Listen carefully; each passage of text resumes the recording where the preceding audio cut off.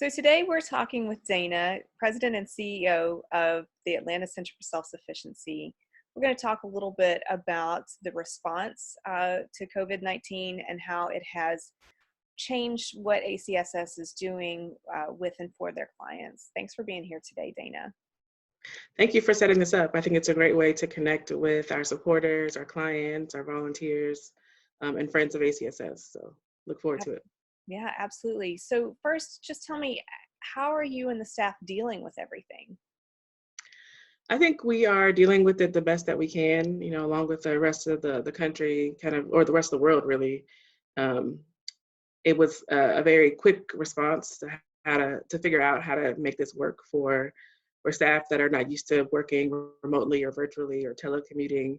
So that was kind of the initial hurdle of, I would say first the initial hurdle was how do we take care of our clients, right? And then it was how do we take care of our people. But I think the staff have responded as well as can be expected. Everyone has really stepped up and tried to offer the best service that we can, given the circumstances. And we've been checking in a lot, not just on the work side, but on the personal side too, and making sure people are healthy and safe, and that we're just checking in on everyone's emotional well-being as well. So trying to stay as connected as we can as we are responding to the crisis. That makes sense. And so how are the ACSS clients doing? That's a very complicated question. I would say, the initial kind of shock of understanding that a lot of services were going to shut down or be limited, not just ACSS, but in general across the continuum of care for individuals who are experiencing homelessness, those that are unemployed or underemployed, that are tied to different services. There was this initial shock of, our safety net going to look different. So we were very proactive about communicating with our clients up front to let them know what was going on, how they can reach us, what services were going to be available versus those that weren't. And trying to maintain that communication throughout this process has helped ease some of that anxiety. So I think in terms of our clients, they are accepting what's the reality of the situation and trying to cope with it as best as they can. I think our range of clients is very different. So we have clients that are experiencing homelessness, and they are dealing with the frustrations of self-isolation and what that looks like. It's very different if you have somewhere to shelter in place versus if you don't have somewhere to shelter in place. The increased stigma of persons that appear to be homeless or experiencing homelessness. There's some increased phobia around people interacting with them because of fear they may be contaminated or not as clean as people think everyone should be, or not able to wash their hands, etc. So they're experiencing some of that. Just experiencing some issues with connectivity because some of our clients don't have access to reliable phone service or reliable internet service. So accessing people in general beyond kind of where they are living, whether that's sheltered or unsheltered, has been a challenge for our clients too. But I will say the community as a whole, I think, has really stepped up and tried to be as responsive as we can to meeting the needs of clients across the board. So whether that's employment services or housing or food services, I think there's a lot of activity and a lot of coordination. So hopefully people feel like that safety net isn't gone, but it does look different than what they're used to. That's a great point about the connectivity, because I think for so many of us, we just went from going into an office to just having our lives turn into pajamas and Zoom calls. And for the folks that you serve, if you already don't have a cell phone or internet and don't have a place to stay, that is a very harsh difference in terms of what you're dealing with. So how exactly has ACSS had to change how you're providing service to your clients? Mm-hmm. Well, the first step was limiting services in our physical location. As some folks may know, we just moved into a new location. We are occupying space in partnership with the Wheat Street Baptist Church Foundation, Charitable Foundation. And so we have been in this space for a few months and kind of just getting used to it and having things kind of up and running and clients accessing services and so forth. And then to kind of have to shut all that down was a little bit heartbreaking for both clients and staff. So the initial thing was to shut down the physical location so that individuals were not coming into the location in groups. ACSS holds a boot camp every month that lasts 3 weeks, and that boot camp is soft skills training, job readiness training, job placement assistance for folks that are accessing our services.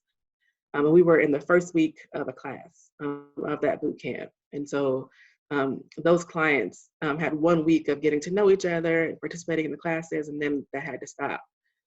So that was, the first kind of step in trying to figure out how to limit services, because we do have, there was 20 or so people in that class. We couldn't have them in that small space. And so the next step was to figure out how we can still provide services to our clients. And so the discussion and implementation was around how do we connect, make sure that all staff are connected to their clients, to serve, to their computers and laptops and phones while we were working remotely. Which, if you're familiar with working with nonprofits, our technology isn't always the greatest. And so really kudos to the ACSS staff for being patient and stepping up and making sure they did have the connectivity with clients.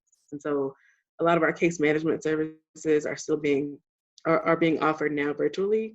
And that's phone calls as well as using tools like Zoom or Microsoft Teams to have web meetings with clients if that's appropriate or if they have access to that.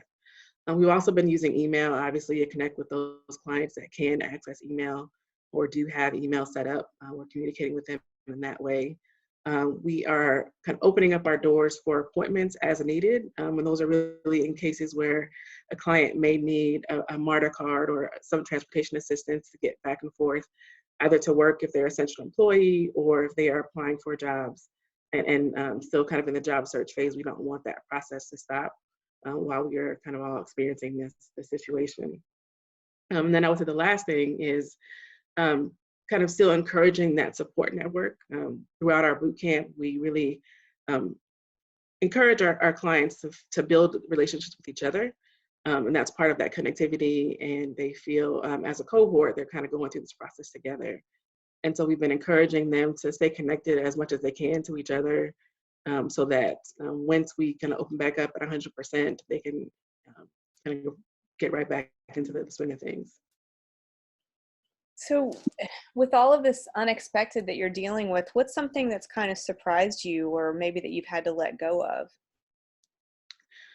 I think the first surprise was how long this was actually going to last. I think initially when we started having conversations about whether to limit services, we kind of thought this was going to kind of be a week or 2 weeks, maybe 3 weeks at the most. So the fact that the situation, has gotten as bad as it has, and it's further our timeline in terms of being able to reopen, I think was the first kind of surprise. Like, this is really a bigger situation than we had initially thought. And so just being responsive and sensitive to that situation. I think the other surprise thing is, I don't know, maybe this shouldn't be a surprise, but a lot of agencies and nonprofits or even workforce agencies are moving towards virtual services. And I think the realization that our clients don't have access to email or consistency with internet service has kind of caused us all to rethink how we are approaching the work and our own kind of privilege that we bring to the situation and the work, and how people are going to be able to still connect with us. So I think that's also been something that we've had to think about differently. But are there any opportunities that have come up in working in these different capacities? There have. So we are kind of thinking about how we provide our services differently once this does kind of subside a little bit and we're able to reopen. And so kind of life as normal probably will never look normal again. And so we're looking at how we adjust, even if things can open up a little bit, but not as much as they used to be. So do we limit our class sizes? Do we stagger classes versus having everyone in the building at the same time? Is it, some students come in on Tuesdays and Thursdays, and while others come in on Monday, Wednesdays, and Fridays? Or do we stagger the times that people are in the building? So we're kind of thinking through all those things as we think about how we reopen and offer services. So what do you want to say to the broader community that supports Atlanta Center for Self-Sufficiency? What do they need to know? First, I would say thank you for supporting ACSS, for continuing to support ACSS. We've had a lot of our friends and our volunteers and our funders check on us and make sure that we had what we needed. I want to thank the staff and the board for really being present and engaged throughout this process, and a lot of communication on the back end just to make sure the staff have what they need, the clients are getting services as best as we can, and then thinking about the future and when we reopen and what that looks like. And then the last thing I would say is everyone, be safe and take care of each other.